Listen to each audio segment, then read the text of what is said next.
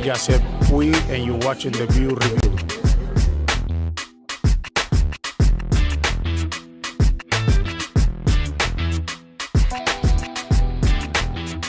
We're here.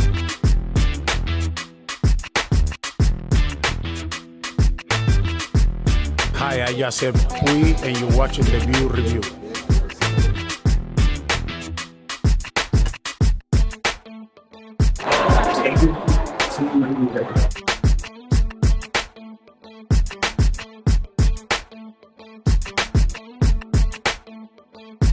Hi, I just said we, and you're watching the View Review.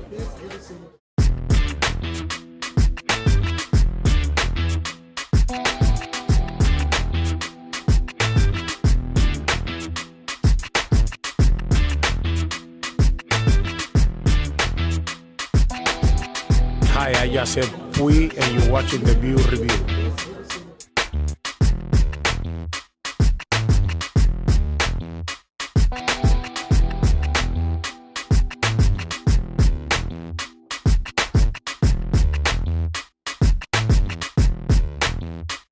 Hi, I just said we, and you're watching the View Review.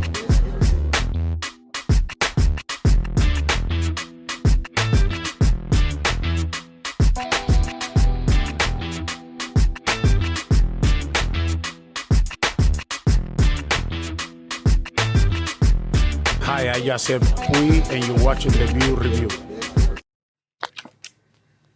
What is up? Welcome to a special edition of the Blue Review presented by LAX. I am Marcus Grant, and live from Cosm, we got Greg Bergman and Parker Bell. My camera's a little fuzzy. Let's see if we can fix that a little bit. There we go. The Dodgers even up the World Series one game apiece. They do it with a 5-1 win tonight over the Toronto Blue Jays in Game 2 from Rogers Center. Parker, Greg out there at Cosm. One word tonight, Greg. Yoshi. Yoshinobu Yamamoto.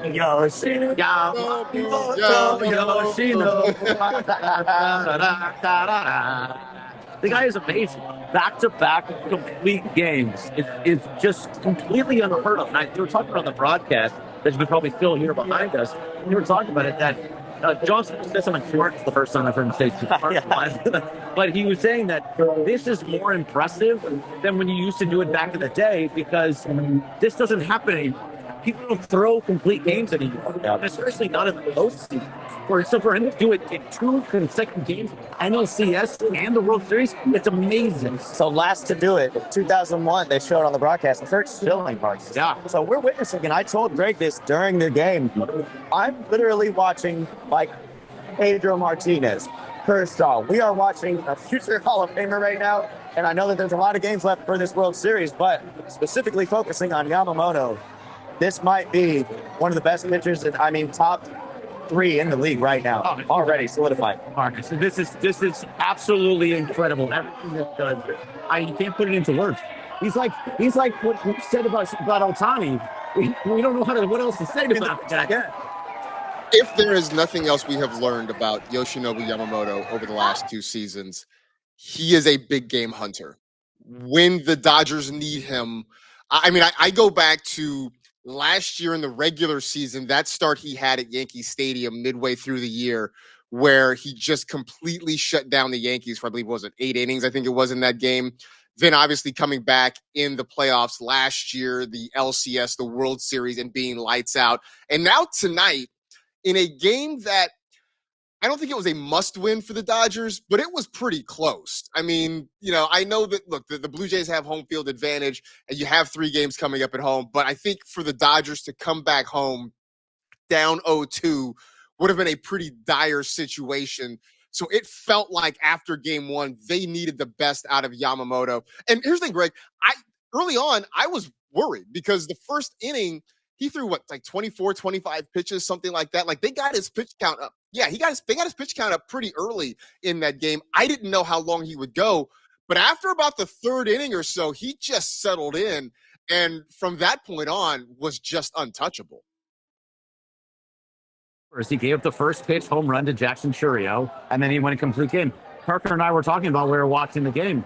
that this is what he does. He has a little bit of a rough first inning and then just skates through the rest of it. Everything else just is, they can't touch him. He was absolutely phenomenal and keeping them all at bounds. This is a team, by the way, the Blue Jays, that doesn't strike out a lot. And I think when all is said and done, I think he had 9. He might have had 9 strikeuts. Yeah, what? When all is done, pull up our he struck out stats. Kurt. I don't remember how exactly. Go Dodgers! Go Dodgers! So How cool is Cosm, right? It is. It's amazing. It's amazing. Yeah, did you guys have a good night? You had fun? Awesome night. Good. Yes. Get it? Here you go. Yeah, come on in. You're on Hey, we got ESPN Los Dodger Angeles. fans live from Cosm, your name? hanging out tonight. Yvette? Yours? Yvette, nice to meet you. Bell, Greg Bergman. Greg, hi. Greg, nice to meet you. You guys have a wonderful night. Thank you. This is what happens when you're here and you're having a post-game show.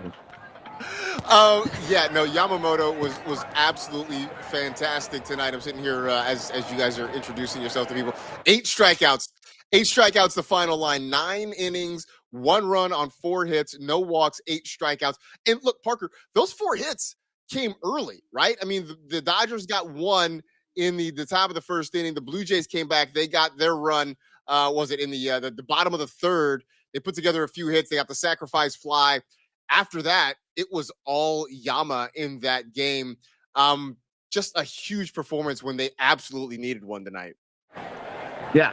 You know, I love it. I mean, shout out to Wawa 9302010. I got that in the chat for hitting us with the super chat saying Yama-October. I love that. I mean, Greg, plenty of people have seen my tweet already. I told you my future wife, Marcus, is going to be very confused when our child's birth certificate comes out as Yoshitani Roki Bell. He found a way. He found a way to get the Roki. We got Roki in there, my glorious prince. But with Roki, we didn't need him today because of the dominance of Yamamoto. We called it coming into this game. Yamamoto, and you said it earlier, Marcus, is a big game hunter.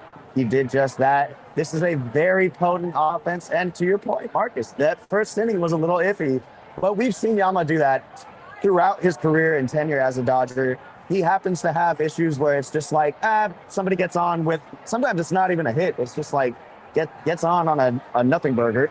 And then here he goes. He locks in another complete game. I mean, I'm speechless. Yeah. It's every single time, whenever he comes up, there's not one pitcher on the staff. It's not Blake Snell. As much as I love Blake, and I think he just had a rough outing yesterday after the long layoff. It was a little bit tough. But there's no pitcher you trust more coming out and doing anything than Yamamoto. We've said it many times. If you have bases loaded, nobody out, I feel like Yamamoto is going to get out of it. He didn't have that in this game, obviously. First and third. But he had First and third, nobody out. Yeah. And he got out of him. He gave him the sac fly. But that was it. He's just the guy that you want on the mound when things are happening. When you need a big game. It wasn't a must-win game, like you said, but it was a game that you kind of felt like you had to have. Absolutely. So they do get out of Toronto with the split, 1 game apiece, heading back to Los Angeles. Want to talk real quick, though, to guys about the offense tonight, because they got the 1 run in the first inning. They put together a 2-out rally where you get the Freddie double, you get the Will Smith single to follow things up. But then it was a drought. I mean, it was brutal. Innings 2 through 7 before you get the Will Smith home run. You get the Max Muncy home run. And in my mind, I just kind of had this feeling, for as well as Gausman was pitching, this is a guy that hadn't gone more than 5 2/3 in any game in the postseason. I just sort of had this feeling in the back of my mind that third time through the lineup was sort of going to be the key there. And you saw the guys kind of come to life, right? You saw the Will Smith base hit, or the Will Smith home run. You saw the Max Muncy home run. Then they go to put up 2 more runs in the 8th. It's still not the offensive explosion I think we want, Greg, but it was nice to see the offense grind out some at-bats late in that game. 2 crooked numbers when they weren't really putting up crooked numbers for a little while. So, I mean, the fact is that they got Gausman out, and that is very hard. So when you going 3 times through this lineup, I know that's all the analytics say that 3 times through the lineup is typically when pitchers start to fall apart. But in this lineup specifically, you can't see this lineup 3 times. You're going to get gone. And Gausman was I think it was 17 straight Dodgers that got out after that first inning. Yeah. He was dealing. And by the time he came through the third time, it started to fall apart because they're so good all the way through. And Will Smith, man, Yeah, Just coming up big. I mean, Greg, It's big moments. you can almost feel his home run building up because of all the hitters in this lineup. I felt today Will saw the ball the best. Although there were 17 straight outs from Gausman or straight batters taken out, Will saw the ball, and I mean, he had the hit earlier in the game for the first run. I think that Will Smith is going to be the X factor here. Obviously, Muncy, it was great to see him figure things out, but if you got Will Smith, oh my gosh, hitting home runs like that, absolute nukes. There you go. Be ready. Be ready, LA, because you might be catching some Will Smith home runs. Oh, yeah. And by the way, so as of right now, I know it's only 2 games and it's a 1-1 series, but if this stays this way, Will Smith is on his way to the MVP as of right now. Yeah, I was thinking the same thing. Had the RBI last night. Yep. Had the home run I tonight. think 3 tonight. 2 hits, 3 runs batted in tonight. Obviously it's only 2 games, but the trajectory is such that if this continues and the Dodgers win the World Series, right now, one of your leaders in the clubhouse for the MVP is absolutely Will Smith. So, look, Greg, you said this earlier in the week on the Blue Review. They had to get 1 of 2. They get 1 of 2. They get to come back home.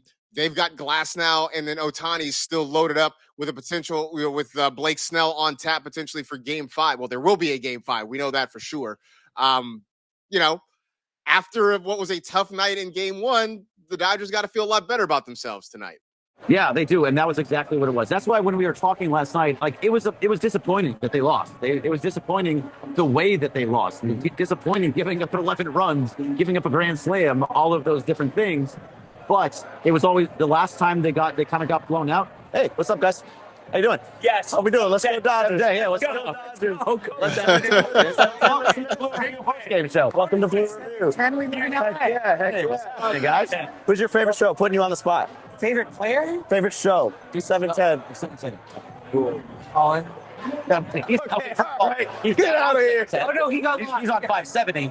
So you're already that's strike 1 right up. Mason and Ireland's your I'm gonna answer. go with Mason and Ireland is your answer. Mason Ireland. There we go.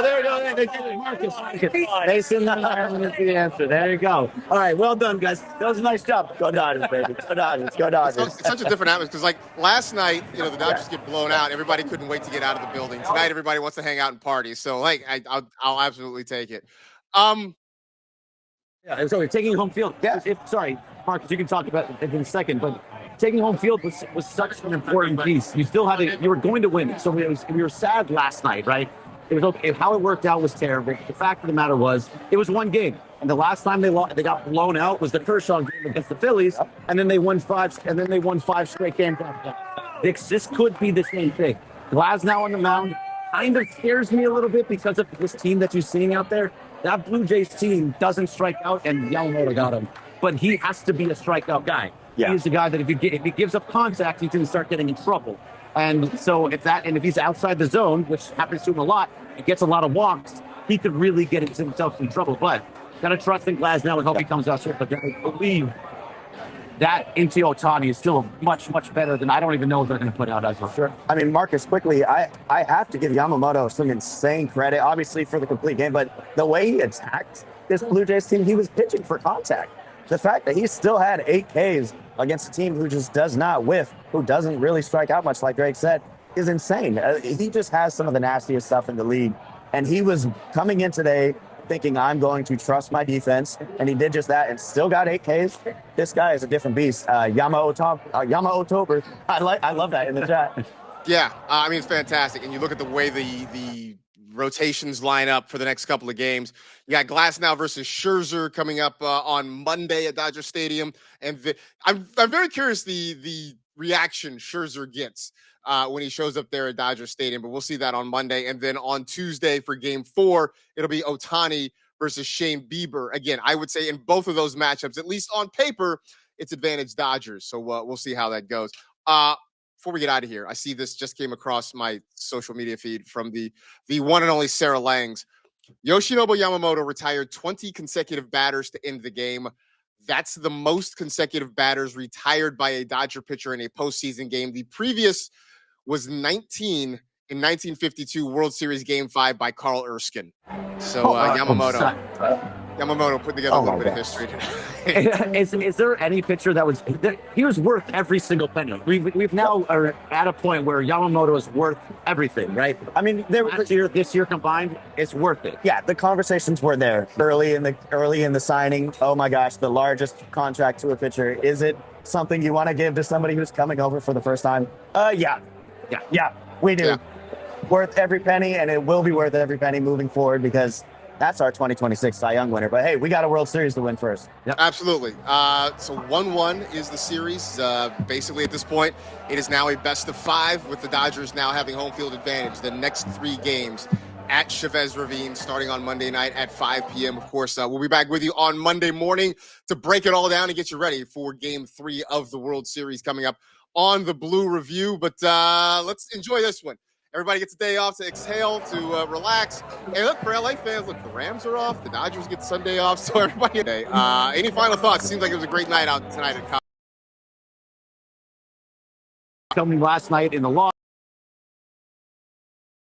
when I got here, and when we got to the 7th, fun side to watch the game. There's a link. Click that. Yeah, right, Parker. Here, when Don, one of the best energy that they. DJ, shout out to the DJ. XMA, don't play Drake again. No. Last night too. No more Drake at Cosm during the World Series. No more. We can't do that. We gotta make But it overall, he did great. In other words, it's great. If you have not been to Cosm for an event, especially for a sporting event, I 125% or more recommend it. It's absolutely an amazing experience. Would absolutely suggest you get out there, especially during the World Series, if you can. But this is a good spot for us to wrap it up for this special edition of the Blue Review. We appreciate all of you in the chat for jumping in and hanging out. We appreciate LAX. We appreciate Cosm for hosting us, letting us hang out there. It's been so much fun. Obviously, a whole lot going on. We'll be back with you again on Monday morning. Thanks to Carlo for getting us up on the interwebs tonight. Thank you so much, Carlo. That'll do it for this edition of the Blue Review presented by LAX. For Parker Bell, for Greg Bergman, I am Marcus Grant. We will see you again bright and early Monday morning at 6:30 here on the ESPN LA YouTube channel. Go Dodgers. We'll see you Go Monday. Yamamoto,